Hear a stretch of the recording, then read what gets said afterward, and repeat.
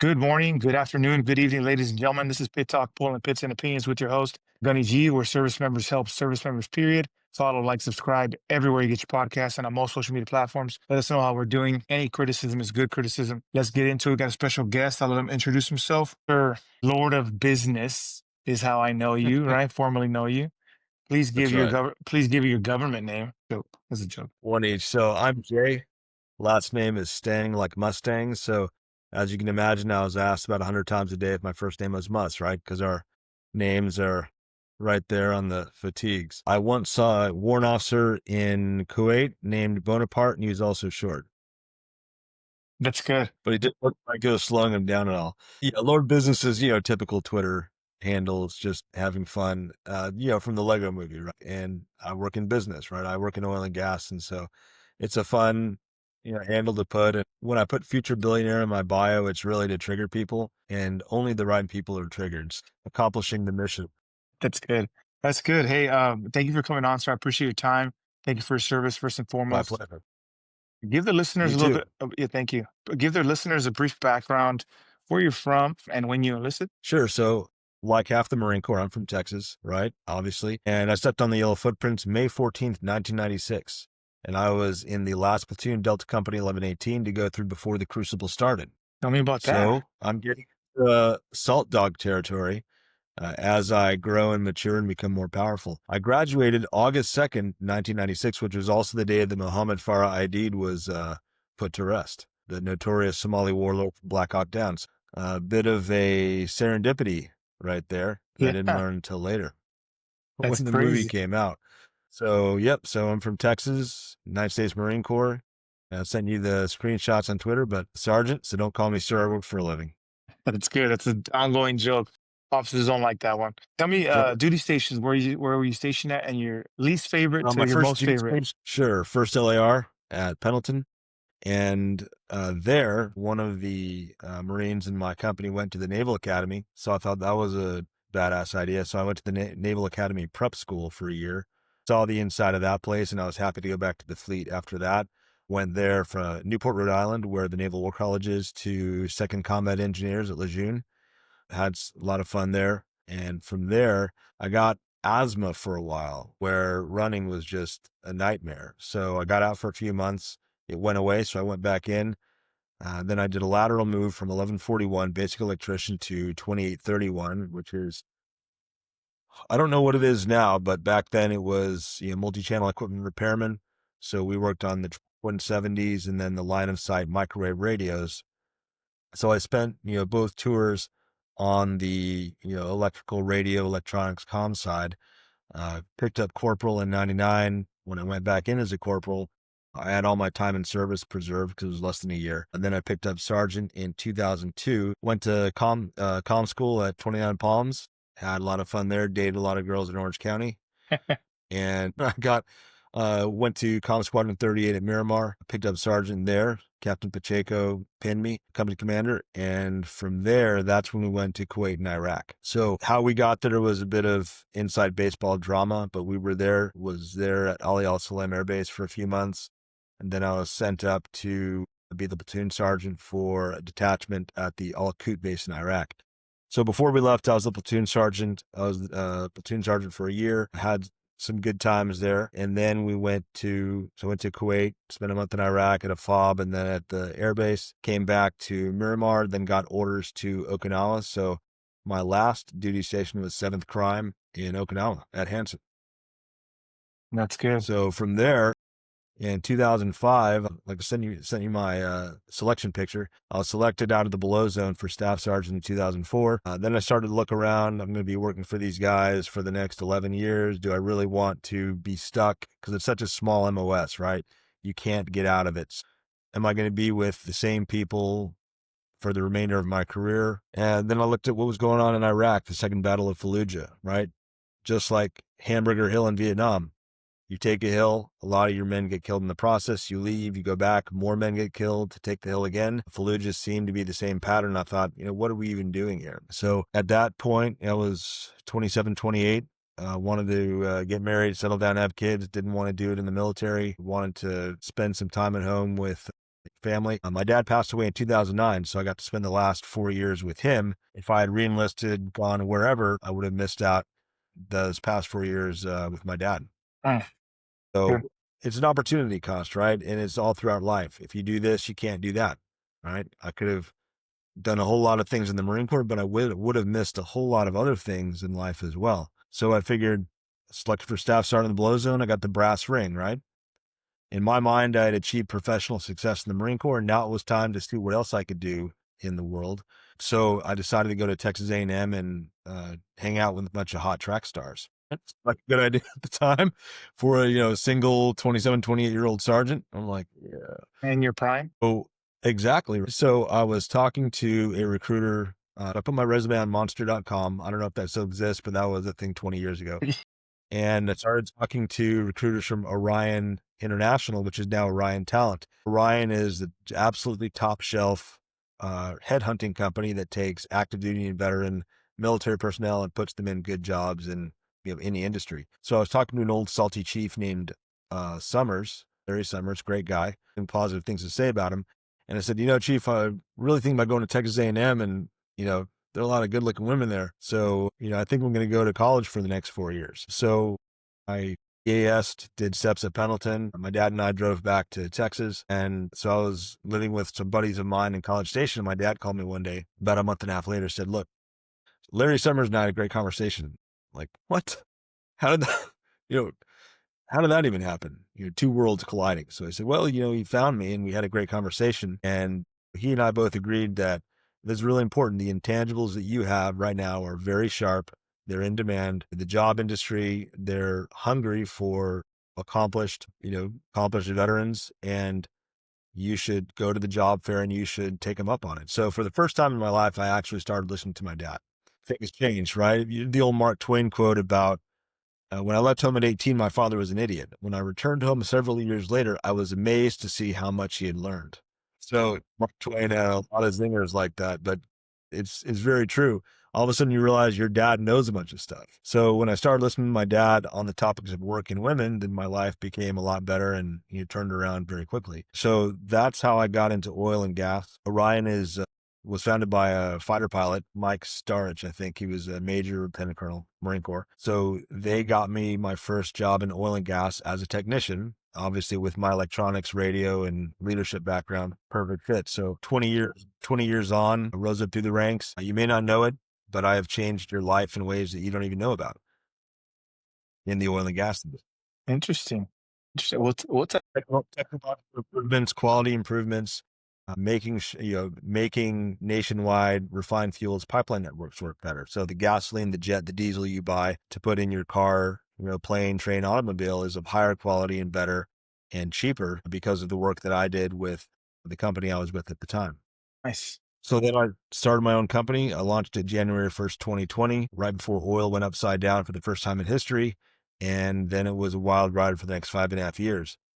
Starting a small business at any point in time is a tough slog, but what tools do you have to be able to withstand stress, pressure? Does this sound familiar, right? Uh-huh. Everything I learned in the Marine Corps was very applicable to being able to withstand incredible stress, pressure. And I had a wife and a bunch of kids, right? So you're the leader. Buck stops with you. You have to not only stay, cool and calm and collected under pressure, but you also have to accomplish your own mission, which is making your business successful. And then, of course, one of the key components is that we know is you have to be physically fit. You just don't have the physical energy otherwise if you're not in good physical shape. So PT is not just something we do to just mess with people. It is of essential importance. You can't fight a war if you're fat and nasty.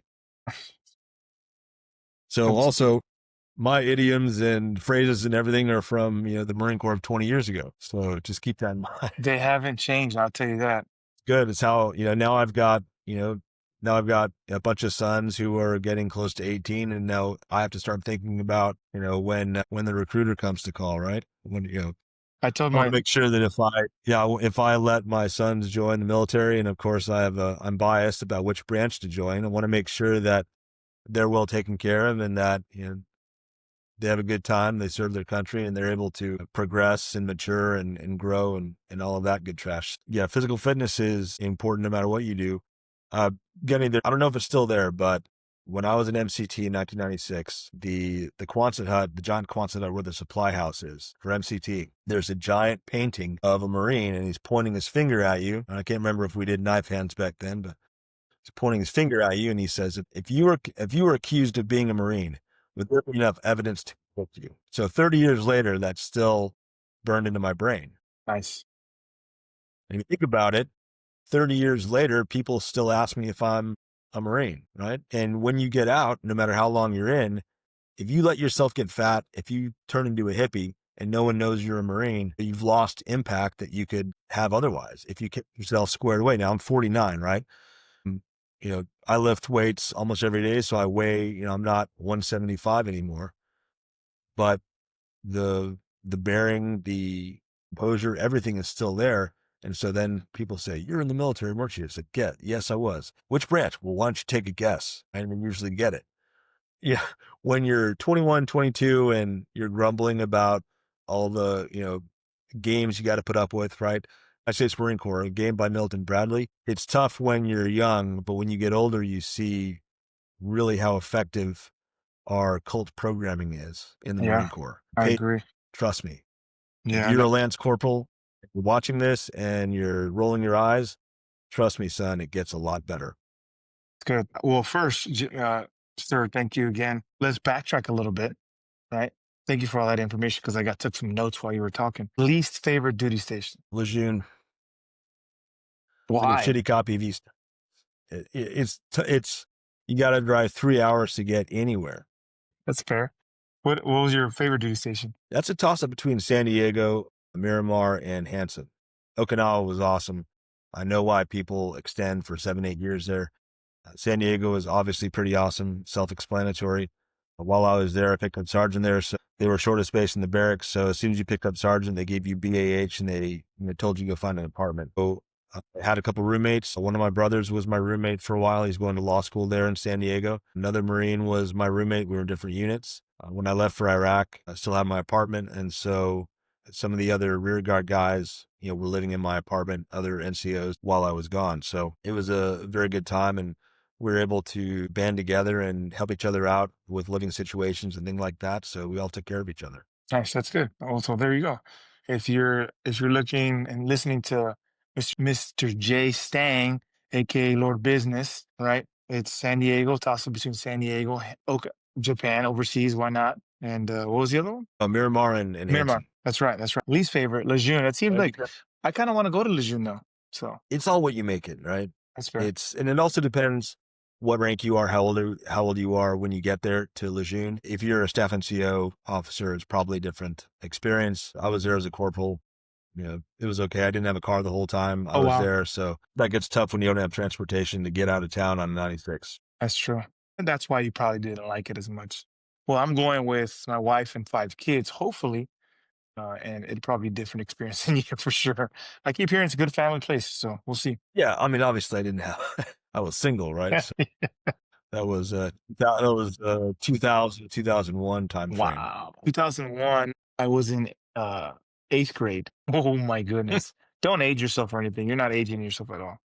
And now that I know that information, sir, what was your, when you transitioned out of the Marine Corps for a good reason, obviously, right? Everybody has their reason to transition, but for yours, it was family. How was that transition for you? And do you still struggle with it? The most notable thing about getting out, and the same thing, the urban legends about how the Air Force won't let you join because you're too crazy. When you transition to civilian life, you run at a certain speed, and that's a lot faster than most people run.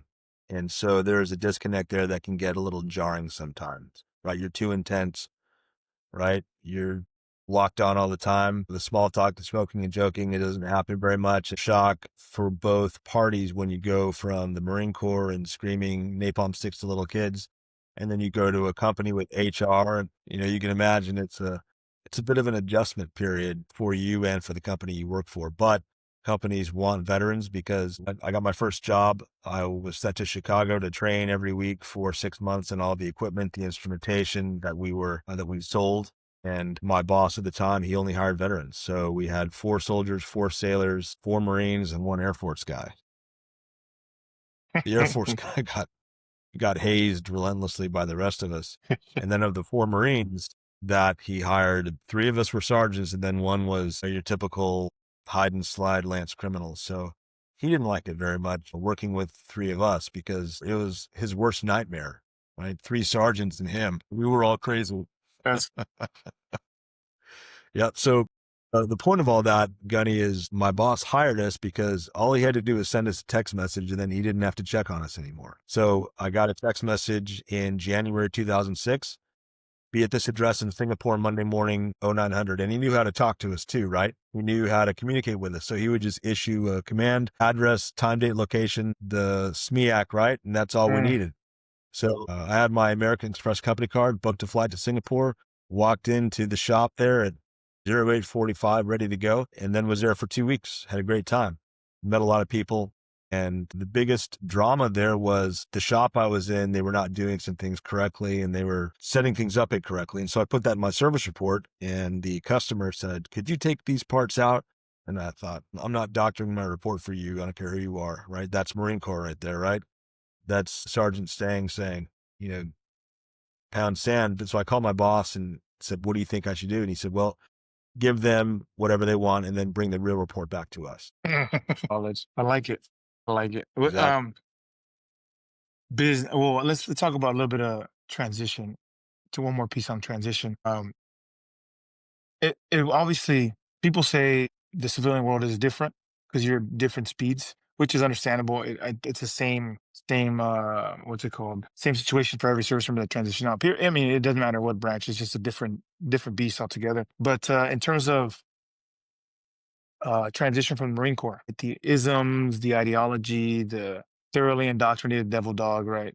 Do you still have some of it? Do you The struggle acronym. with? Do you miss? What do you miss more, or what do you miss from the Marine? The Marine Corps is like there's like a bad girlfriend, like a crazy ex-girlfriend, right? After a while, you forget about all the fights, you forget all about all the drama, and you just remember the hot sex. That's the best way, because people ask me that all the time, and that is the best way I can put it. So that's the way I would. That's good. I As mean, far as transition goes, I would say this. The Marine Corps is your identity. You'll always be a Marine until the day you die, right? We all know this. But if you lean on that too much, you hide behind it, then you're typecast, right? He's just this. This is all he is. This is all he knows how to do. So a lot of this is mindset, frame, and you learn this in the Marine Corps. So what I found to be effective was, okay, you've got your Marine Corps skills and your URA, 90 miles an hour, let's go, go, go, all of that. Put that in a bucket, put that in a toolbox. And that's a tool you can use when necessary. You don't have to be Gunnery Sergeant Hartman the whole time, right? okay. You put this toolbox, and then when you need it, you pull it out, and then you're good to go, right? So that's always a part of your identity. But as you transition, then you take on another identity as a veteran or as whatever job you're doing, right? Husband, father, all of that. So you've still got the Marine Corps there that you can tap into whenever you need to, but that shouldn't be your only play. That's good. See what I'm saying?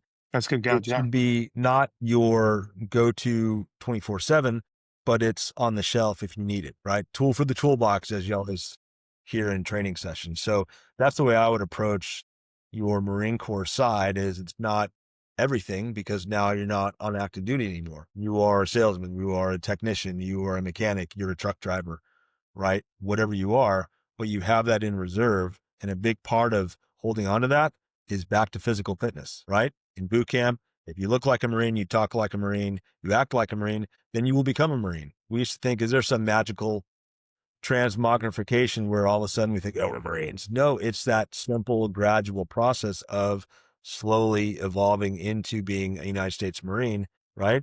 But it's all mindset, and that a lot of that mindset is driven by your physical fitness. When you look at yourself in the mirror, what do you see? You see a Marine, or you see someone who just fell off the boat?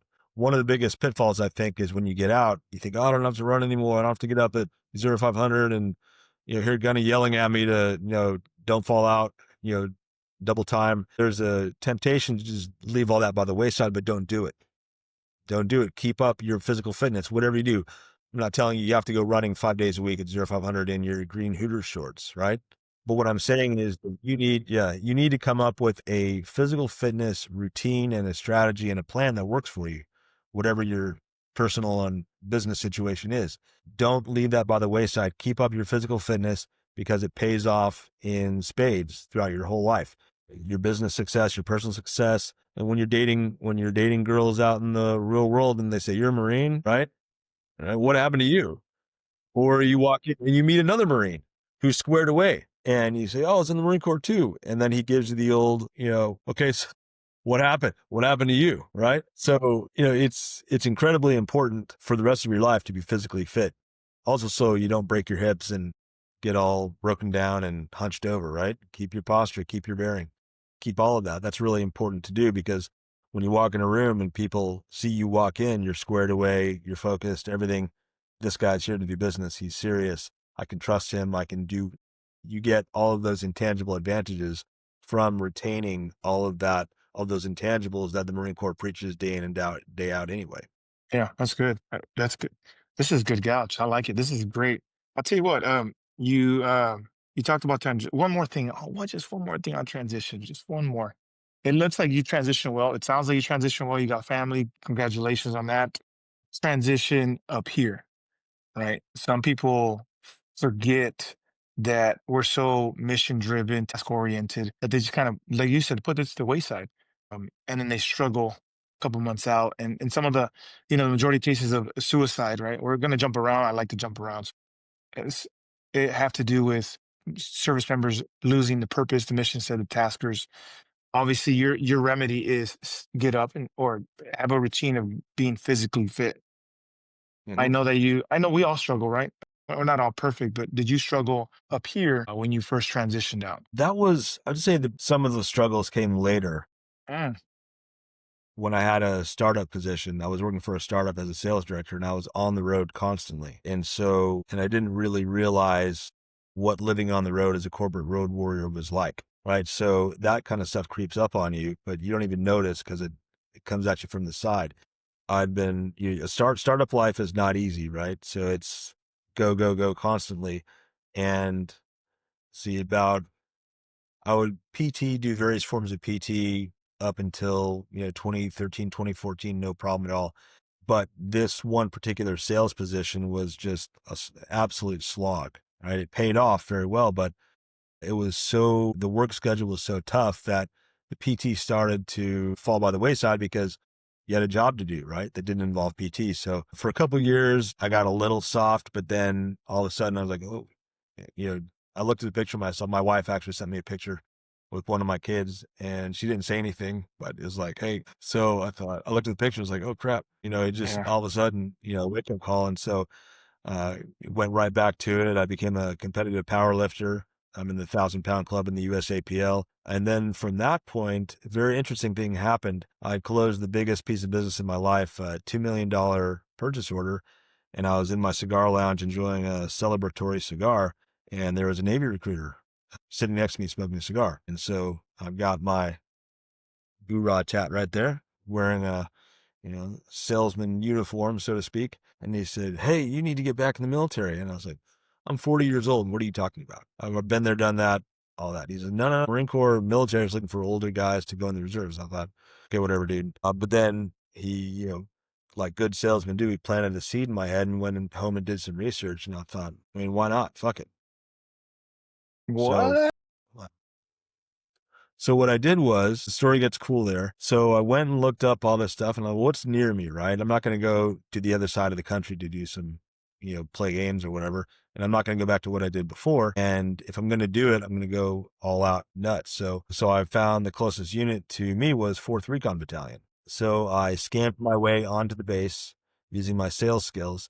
And I found the 4th Recon headquarters and they were closed, but I was able to get inside the building because that's what I do for a living, right? I get inside buildings, I get past gates, I sweet talk my way past all kinds of people. So I found myself in the recruiting office. I talked to a sergeant, I can't remember his name. I think it was Gutierrez. And I said, I want to join 4th Recon Battalion. And he said, well, great, but you're going to have to lose some weight first. I said, yeah, no problem. Because I was about 215 and I'm 5'11", right? So I did 197. He's like, I'm not saying it's possible, but basically his filter was, if you can get back to your fighting trim, then you got a shot. So I said, good to go. So I went back and what I found was, I don't know if you knew who Nick Komalatsis is.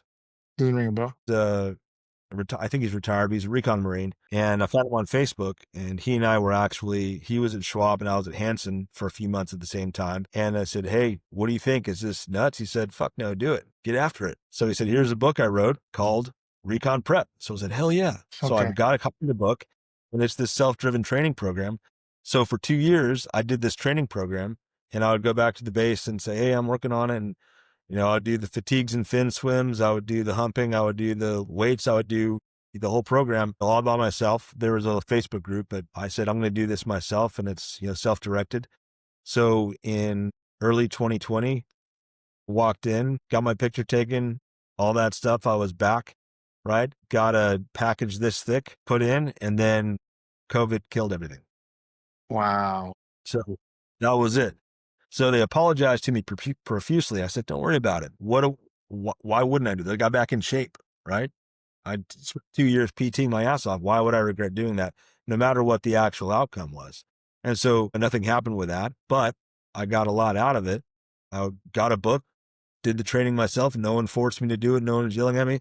I did it with my work and family schedule and made it happen. So I had my Vector pack still from Iraq. I think it's an LC88 is the actual name. So I'm walking through my neighborhood in desert fatigues and this pack on my back. And one of the women that lives in my neighborhood saw me, and she pulled him next to me. She's like, do you need a ride somewhere?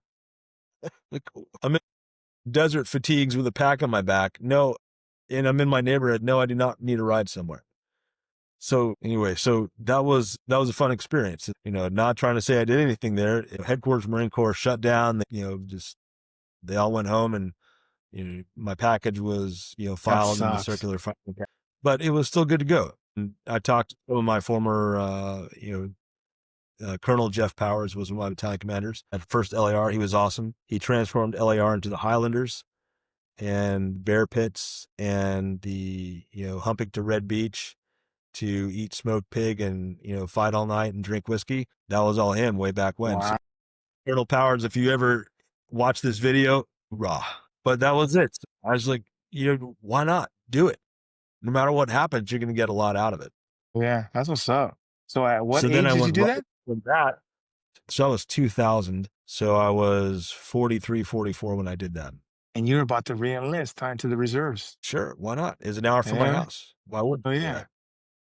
Well, I'm glad they didn't. Well, I'm not glad. If you have opportunities, take them. If you could do something, do right. I wasn't, messed up. My knees were, solid. My back was, I've been lifting weights for years anyway. So why not do it? But I went from that into launching my own company. And so the fitness, mental, sharpening of the mental capabilities, all of that was very useful for the shitstorm that was 5.5 years of, getting my own company off the ground. But I didn't know that at the time. Things happen for a reason. Yeah, absolutely. Damn, that's what's up. 40, 40, 42. What do you say? You're about to enlist into the reserves again, or re-enlist into the reserves. The sailors are taking up people up until 42, Right. the But it active also duty. wasn't just unit, right? If I'm going to do this, I'm not going to screw around and, go sit at a desk and babysit people and, look at radios. I'm going to go all out and shock the world. So That's what's up. That's that's good. why I chose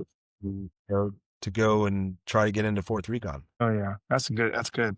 That's definitely some. That's good gouge. So I'll tell you what. I don't know at You 42. I mean, just, I'm gonna be 42 in 5 years, but I'm right. excited to do. Wherever you are in life, you don't give up, right? People like Josie Wales says, either get busy living or get busy dying. And so one thing as you get older that helps you stay vital and helps you stay strong and energetic is to go out and do crazy stuff like that. Hell yeah. That's what's up. You still got it. You're still thoroughly indoctrinated. I can't tell you no. You're definitely more thoroughly indoctrinated than I am. That's crazy. And I'm still active duty. Wild. Well, first, again, thank you for your time. Appreciate your time coming on, sharing your story. Got some good gals there the entire 30 minutes way through. Give some got a couple more things before I let you loose. Marines, obviously, your biggest thing is physical fitness. If they couldn't be physically fit for some reason, they couldn't do that aspect of maintaining their body that way. But give them something that they can use for adversity, so they stay resilient. It's one thing for the Everybody's toolbox. got to eat. Everybody's got to eat. If you can't PT, what you put in your mouth is even more important than how many push-ups you do every day. If you eat like garbage, you're going to look like garbage. Garbage in, garbage out. If you can't hit the gym or the trails or whatever like you want to, Just make sure that you're eating right. Diet and exercise and the bro science have come a long way in the past 20 years. And you've got carnivore, keto, all these things. There are so many resources out there where you can supplement whatever level of PT you're capable of doing, whether it's a lot or not a lot. Getting your diet squared away is going to be huge for keeping yourself good to go as you get older. Go eat steak and eggs, drink black coffee, stay away from the desserts and everything. That stuff, that advice never gets old. So you're going to have to eat regardless of whatever else you're doing in life. If you keep your diet squared, well, that's another tool in withstanding adversity, right? Figure out how to eat correctly. But everything is what you make it. Adversity builds character, as you were probably told growing up, right? So if you, let's say I cried because I had no shoes, then I met the man who had no feet. Someone always has it worse than you. That's good. Right?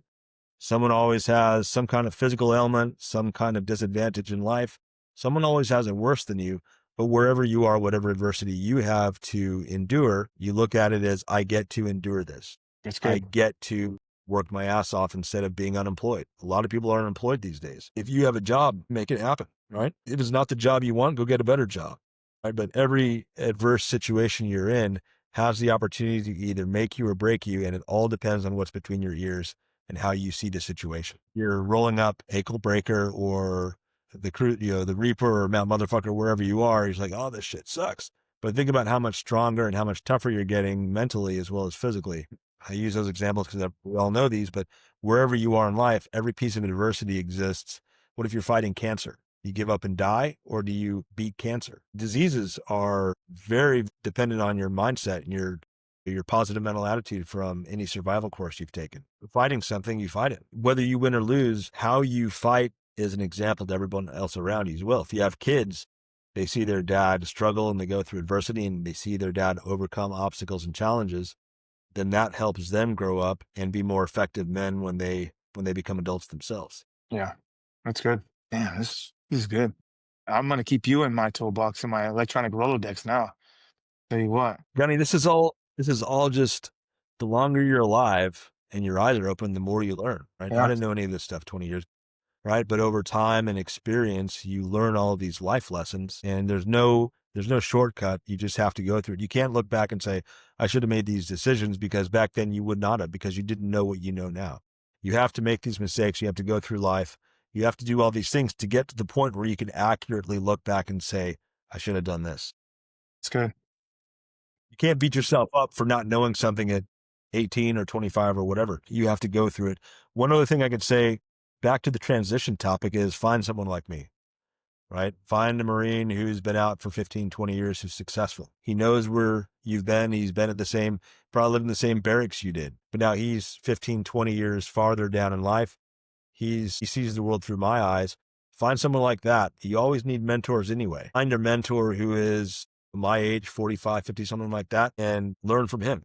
And that's the only way you can travel through time, so to speak, is you can learn from him and you won't have to make as many of those mistakes yourself. That's good.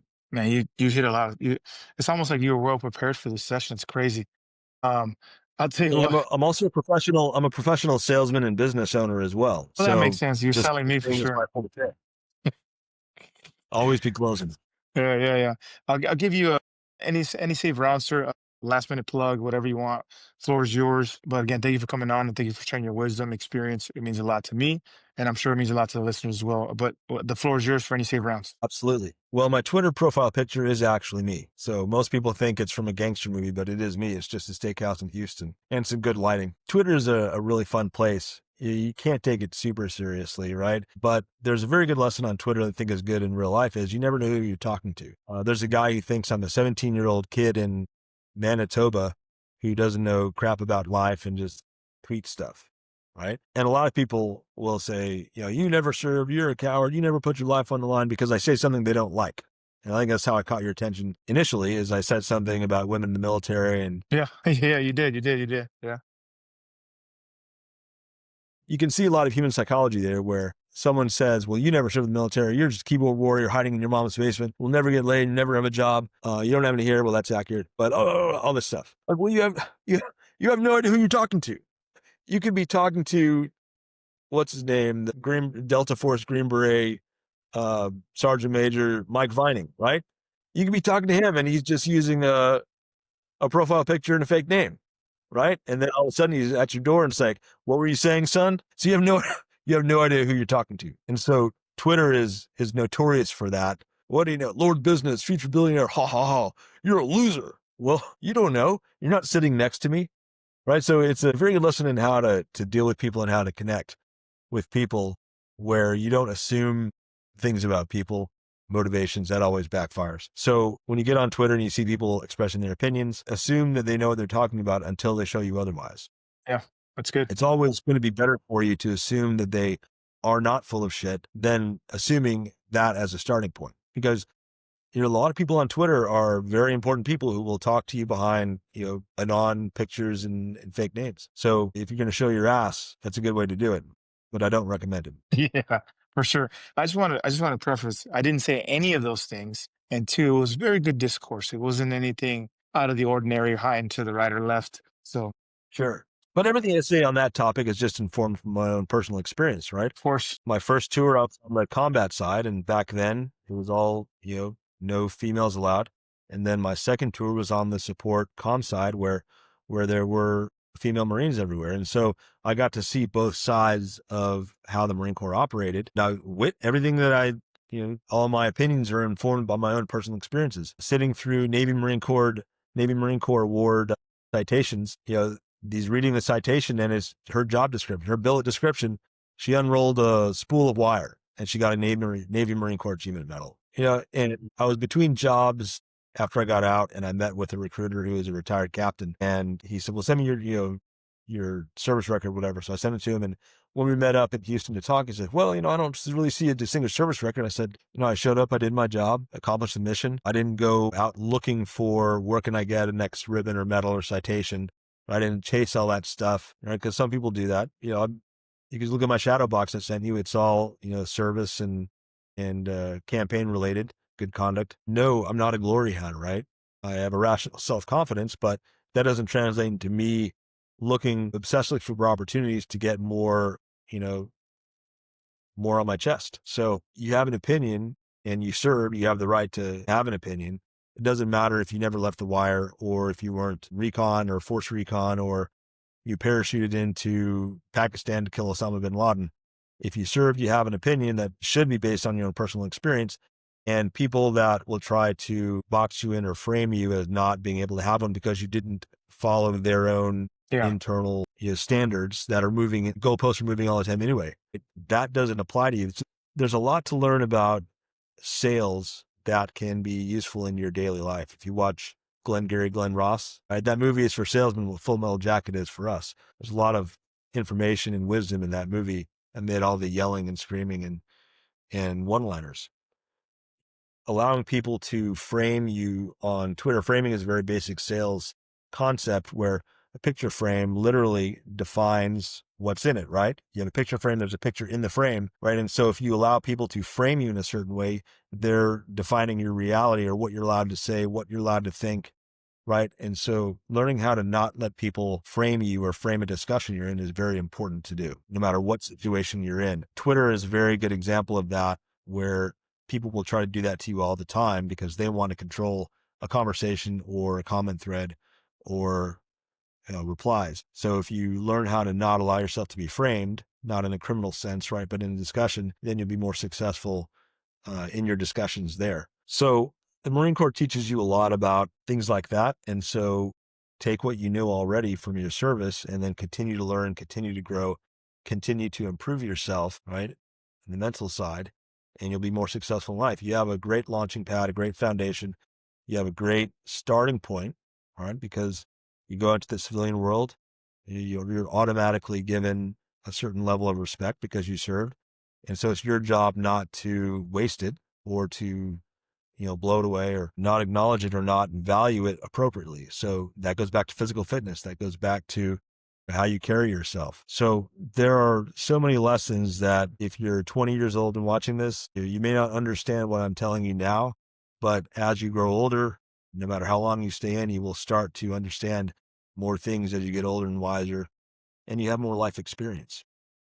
absolutely. Sure. That's good. Yeah, this whole thing is good. Obviously it doesn't come out right away. It's a one man low budget podcast, right?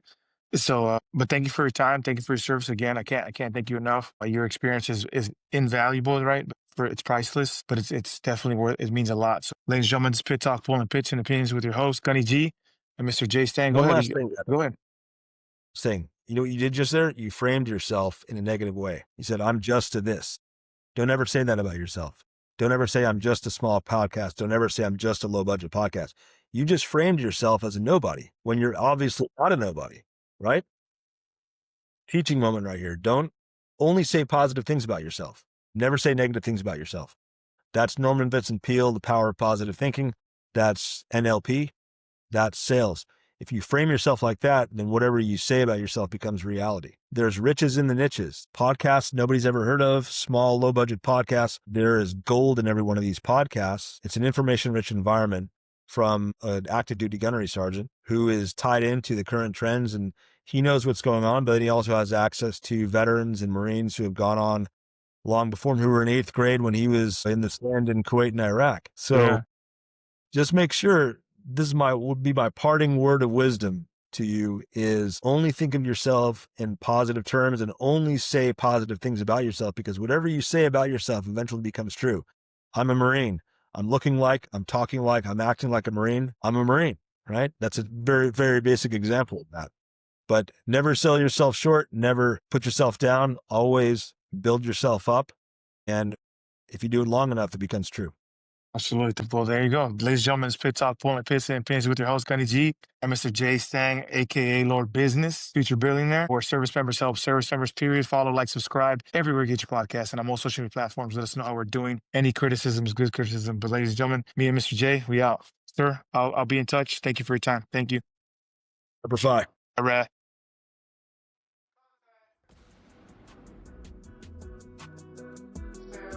Stand by, contact.